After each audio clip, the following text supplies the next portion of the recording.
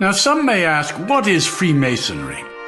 Now, you can listen to me or not, but I believe it's simple.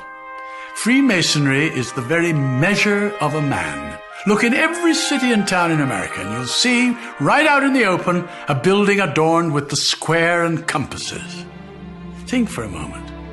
Freemasonry uses the oldest tools of antiquity, those tools of measurement used by the stonemasons, like the square and the compasses, to demonstrate and pass on the great truths and wisdom of the ages. We use tools of measurement because Freemasonry believes a man's greatness can be measured, not by his wealth or fame, but by his deeds, his character, his truth, his tolerance, his charity, his trust, his friendship, his love for his fellow creatures.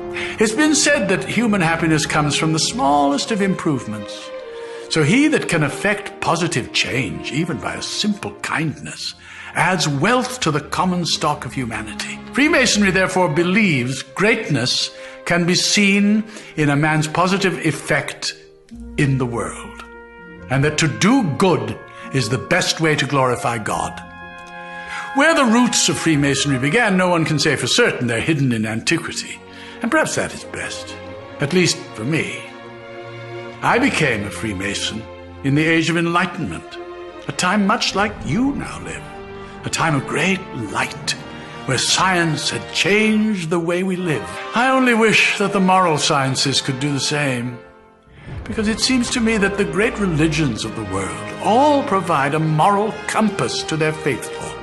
And while each man must wrestle in private with his personal relationship with God, Freemasonry offers an ecumenical brotherhood, a fraternity composed of men of all religions, founded on the practice of the great moral and social virtues. And that's why you see on our symbol the letter G. It is there to remind us that God is part of each of our lives, and that the all-seeing eye of God will take the true measurement of our action. Freemasonry has three great lights by which we measure ourselves as men and masons: the square, the compasses, and the volume of sacred law we place them upon.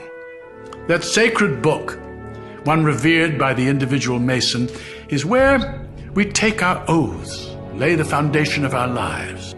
The square, providing direction, helps us to square our actions by the square of virtue, because virtue is the stone used to build the man and his temple. Virtue is the cement that binds our relationships, and it is by our virtues that we are measured.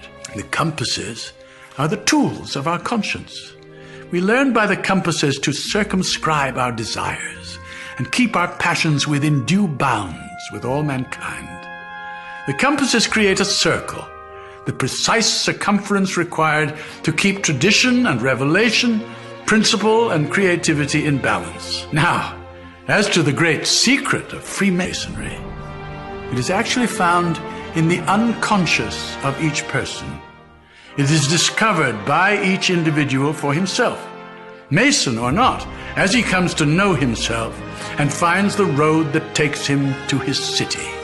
Because the real secret of Freemasonry is finding out who you are.